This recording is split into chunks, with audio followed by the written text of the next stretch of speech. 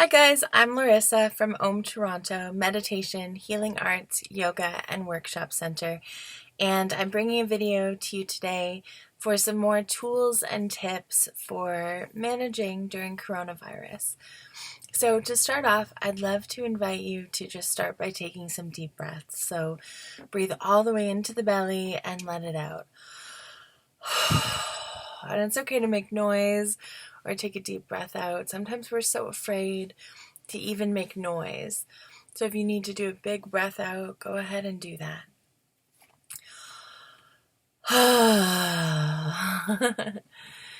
And so just keep taking deep breaths and notice in your body if there's any tension.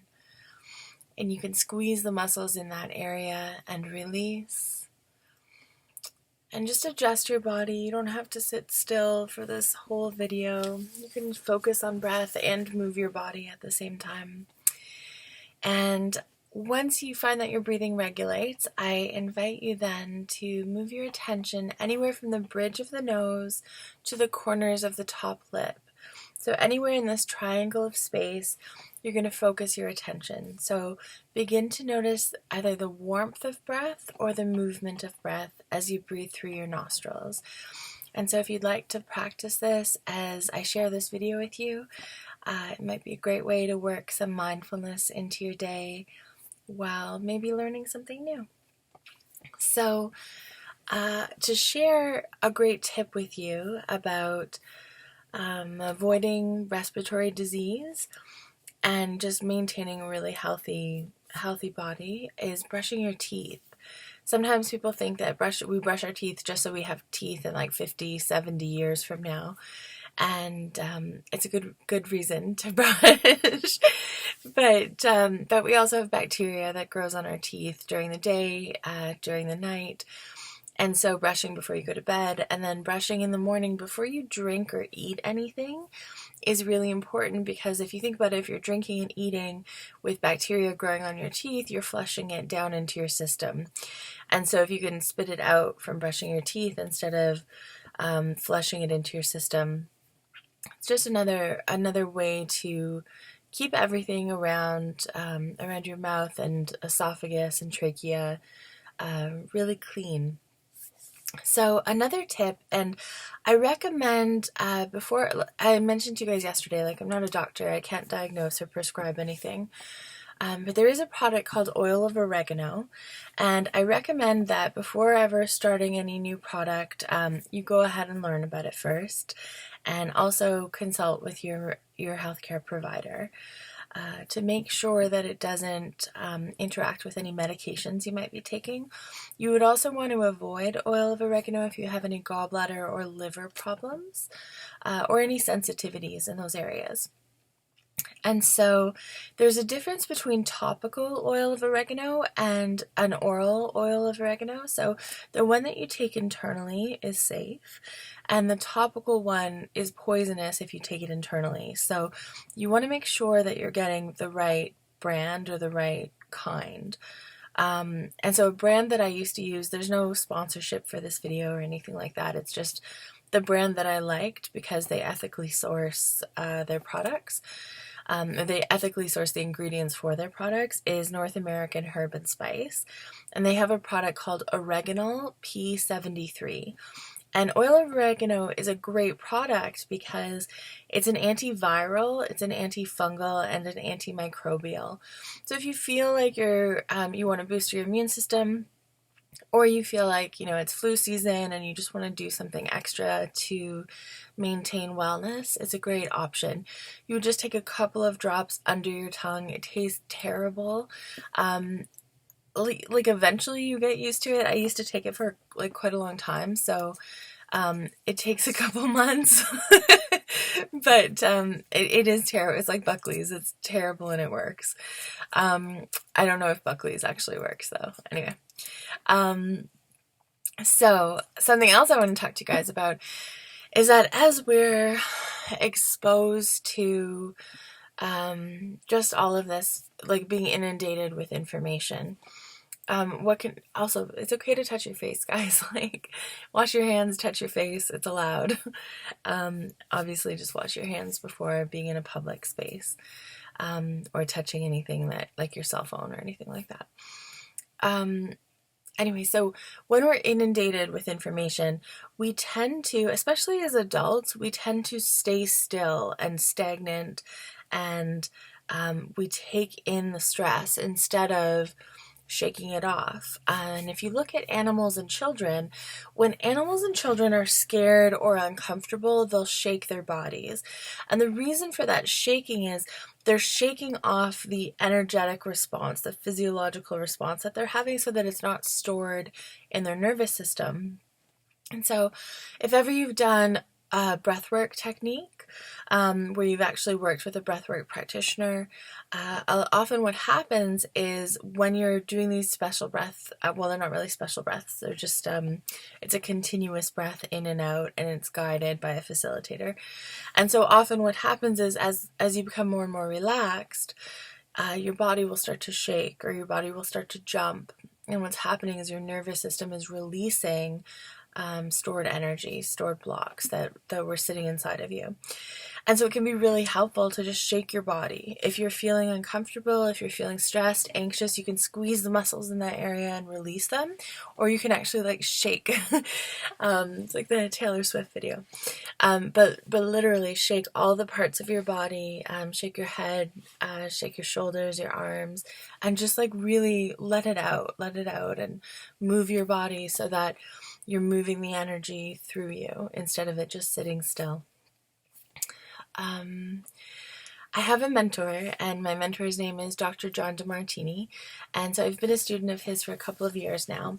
And something that he shares that I absolutely love is when he speaks about cancer and the benefits of illness, the benefits of cancer. One of them is that cancer tends to bring people back together. It tends to help people turn toward love, or their perception of love in their life.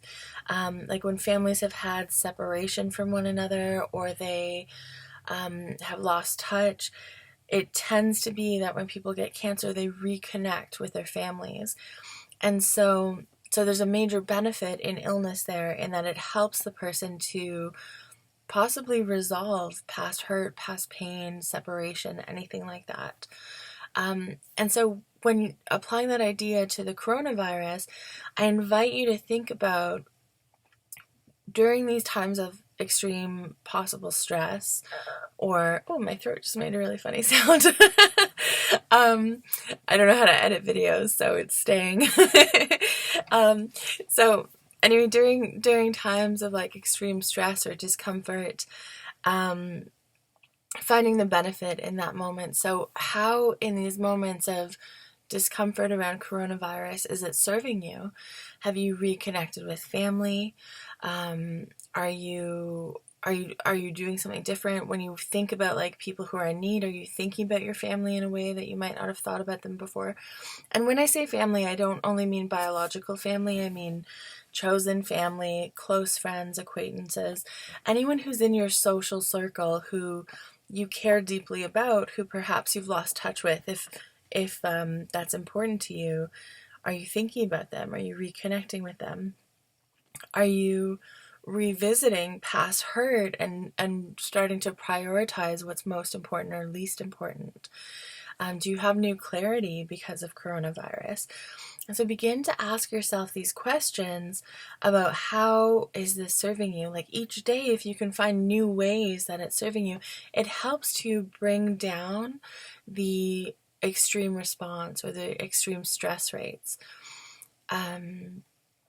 Also, as you think about like the possibility of coronavirus, like getting sick, or what it means socially, what is the exact thing that you're worried about? Because we're in this sort of cloud of being inundated with information, but what is the specific thing that's most upsetting for you, or most frightening, or whatever your response is to it? What is like this specific trait, action, and action that is actually making you uncomfortable? Because we tend to have these blanket statements about stress or, okay, take a deep breath, pandemic. And so when we have these extreme states, without really acknowledging what it is that's making us most uncomfortable, it can be quite difficult then to resolve it, because we're not actually labeling the thing that's most uncomfortable. And when you're trying to just heal or work through a blanket statement, it's much more difficult and confusing. We can't really make sense of it. So what's the actual fear that's coming up for you? Is it around family? Is it around money? Is it around work? Is it around social? Is it around your business? Is it spiritual? So just, or possibly mental. So go ahead and find, and it might be all of those areas, but go ahead and find the specific reasons you're so uncomfortable right now. And then find the benefits to those reasons. So the benefits to the reasons that you're uncomfortable. So if you're really scared right now and you're worried about money, how does this help you pivot to learn new ways to make money?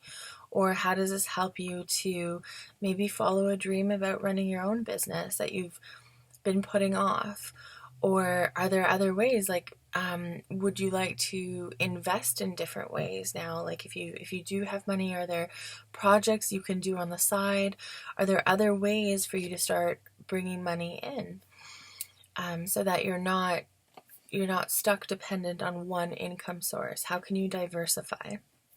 So that's just one example, but go through and find all of the reasons, all of the ways you're really nervous or frightened or triggered, and then find the benefits of how that's actually helping you right now. How is it helping you to open up your understanding or your awareness? I made a little list of things to mention. So also, if you have the perception of being separate or isolated right now, who are you getting closer to? Who do you feel drawn or prioritized to connect with? And why is that important? And so the last one for today is, how can you be of service to someone today or this week? Do you have a family member who is who's like elderly and in a higher risk rate, who maybe needs groceries or could use some support or could use a phone call? Do you know someone who's isolated, like who's been put into isolation or is self-isolating and could benefit from a phone call? And you don't have to talk about coronavirus. You can talk about anything. Sometimes when we're being so inundated with information, we don't find anything else to talk about, and we keep making ourselves more and more uncomfortable. And so if you can help somebody by talking about something else, by taking their mind off what might be stressing them out, and you can maybe give them a breathwork technique, or you could just chat about something that you guys are both excited about, or do a craft or something to just give you some downtime from consistent exposure. So just think about that. Is there someone you can serve, or is there some way you can help today? Maybe it's a social media post that someone sees and gets inspired by, or maybe it's a picture you take or a joke that you post. Remember that comedy and tragedy come hand in hand. So there are some pretty funny memes happening right now, and maybe you know someone who would benefit from a laugh. So anyway, I love you guys so much, and it's going to be okay. Remember to breathe deeply, and we're here for each other. Like, reach out to your chosen family, your biological family.